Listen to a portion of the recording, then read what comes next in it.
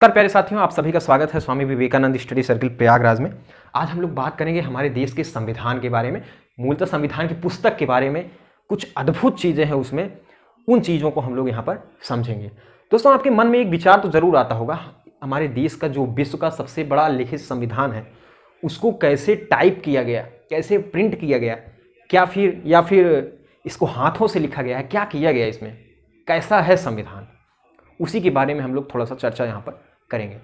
दोस्तों, हमारा संविधान जब 1946 में बनने का काम शुरू हुआ तो लोग अलग अलग प्रेसिडेंसी, अलग अलग क्षेत्र से चुनकर आए और संविधान सभा में सब एकत्रित हुए।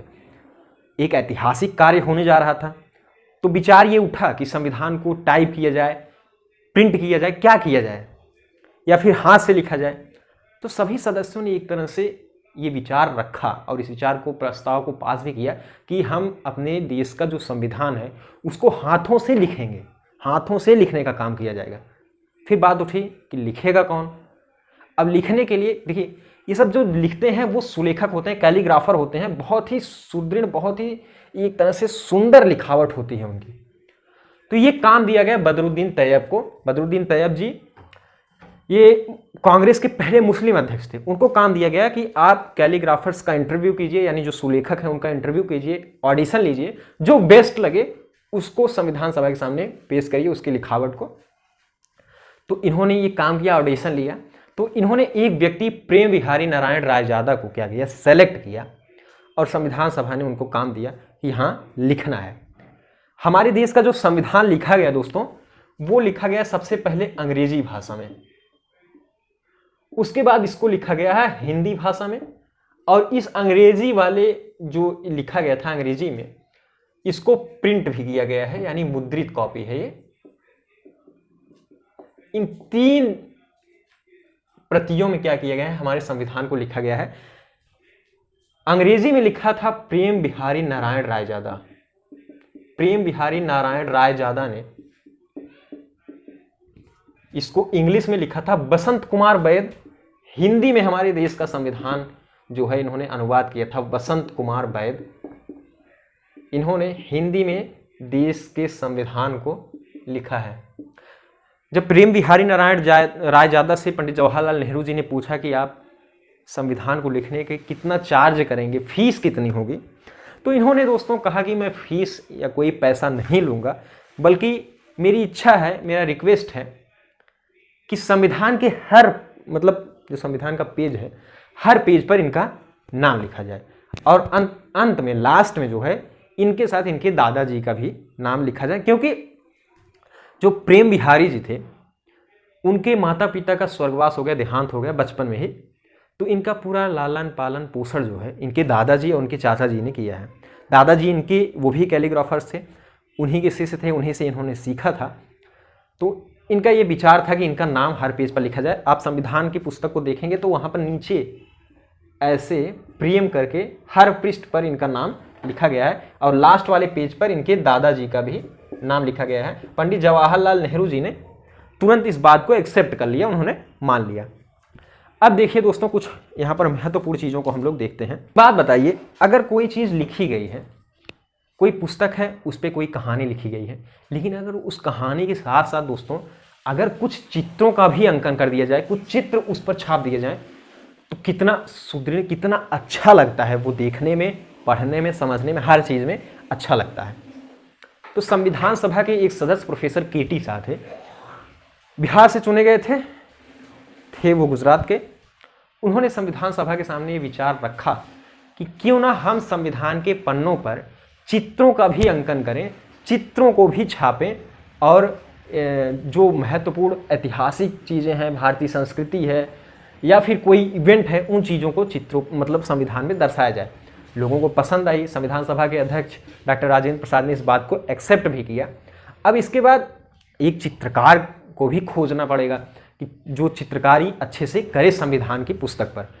इसके बाद दोस्तों मैं थोड़ा सा आपको बताना चाहूँगा कि 1905 में लॉर्ड कर्जन ने बंगाल का विभाजन कर दिया।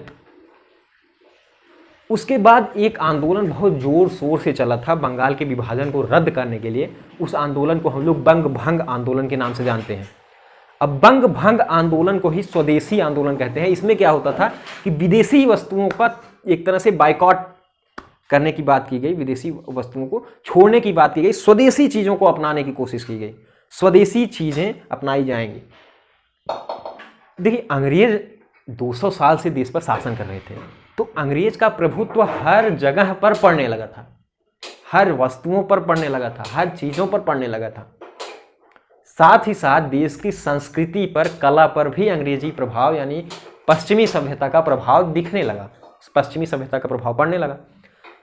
तो इस पश्चिमी सभ्यता को दूर करने के लिए, स्वदेशी सभ्यता, स्वदेशी कला, स्वदेशी संस्कृति को बनाने के लिए, सिखाने के लिए अवनींद्रनाथ टैगोर, जो रविंद्रनाथ टैगोर जी के पिताजी हैं, उन्होंने एक संस्थान जो है Indian society of Orient art, उन्होंने उसकी स्थापना की और इसमें बहुत सारे स्टूडेंट्स का एडमिशन लिया और इसमें इन्होंने क्या किया, स्कॉलरशिप देने का एक तरह से काम किया कि स्टूडेंट्स को क्या मिलेगा, स्कॉलरशिप। तो स्कॉलरशिप दोस्तों, इसमें कला, संस्कृति, कला मतलब चित्रकारी, ये सब सारी चीज़ें सिखाई जाती थी भारतीय। तो इसमें क्या हुआ, एक व्यक्ति थे नंदलाल बोस, ये पहले स्कॉलरशिप वाले स्टूडेंट थे इस संस्थान के, नंदलाल बोस। और नंदलाल बोस ये शांति निकेतन के क्या थे, प्राचार्य थे दोस्तों। बाद में शांति निकेतन में ये प्राचार्य के रूप में काम करने लगे और इनके बहुत सारे स्टूडेंट्स भी थे। तो पंडित जवाहरलाल नेहरू जी शांति निकेतन गए थे, वहाँ पर उन्होंने इनकी चित्रकारी को देखा था, पसंद भी आया था। तो इन्होंने इनसे बात की, पंडित जवाहरलाल नेहरू जी ने, कि आप संविधान में चित्रकारी करने का काम कीजिए। इन्होंने बात माना भी और ये आए थे और इनके कई सारे स्टूडेंट्स आए। संविधान में चित्र बनाने का भी काम किया गया, संविधान में चित्र बनाया गया। अब देखिए, हमारे देश का संविधान बहुत बड़ा है, विश्व का सबसे बड़ा संविधान, 251 पन्नों का लगभग इंग्लिश में है, हिंदी में तो 264 के करीब है। अब देखिए, 251 पन्नों पर हर पेज पर चित्र बनाना संभव नहीं हो पाएगा, तब तो एक तो वैसे ही इतना बड़ा है और हर पेज पर अगर चित्र बनाएंगे तो और भी बड़ा हो जाएगा। तो इसलिए ये चीज़ देखी गई कि संविधान को कितने भागों में बांटा गया, 22 भागों में।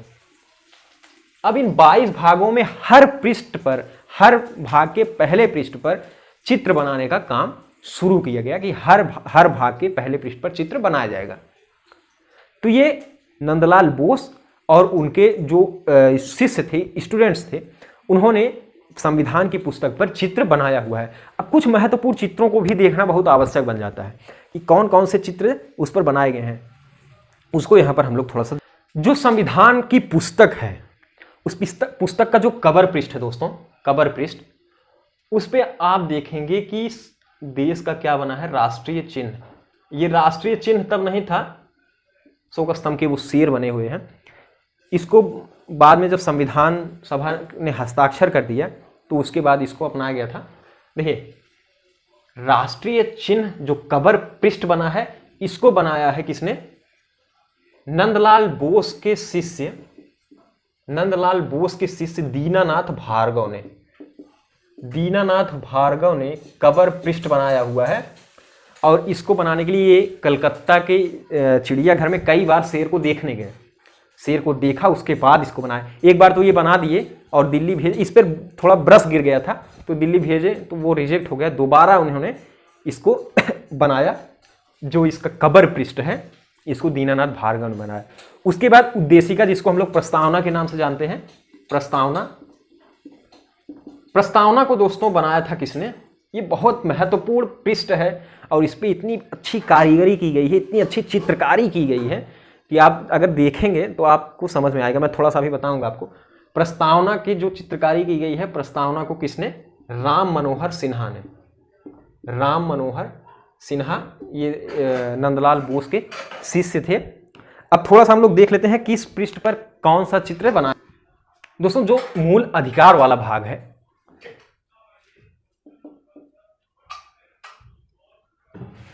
दोस्तों जो मूल अधिकार का भाग 3 है, इस पर बनाया गया है भगवान राम को लंका के विजय के बाद सीता जी के साथ वापसी का चित्र जो है इस पर बनाया गया है।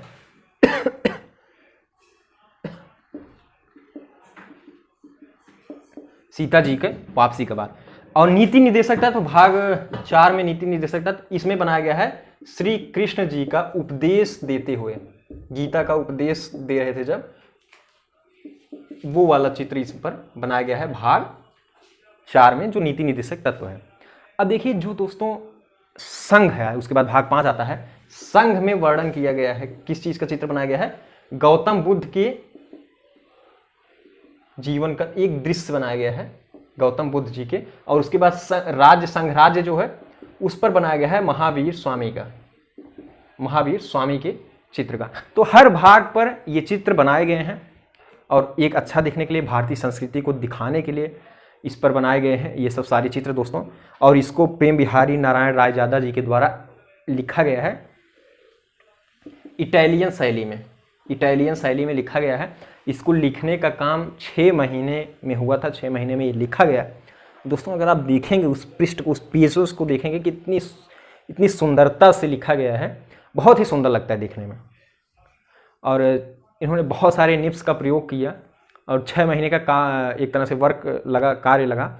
और संविधान सभा में ही कमरा था, जिसको आज संविधान क्लब के नाम से जानते हैं, उसी क्लब में बैठकर इन्होंने संविधान को लिखने का काम किया था। तो ये जो कुछ महत्वपूर्ण चीज़ें थे जो मैंने आपको बताया दोस्तों। अगर आप लोग चैनल पर नए हैं, चैनल को सब्सक्राइब कर लीजिए और वीडियो को लाइक भी करिए। अब मिलते हैं अगली वीडियो में, तब तक के लिए जय हिंद।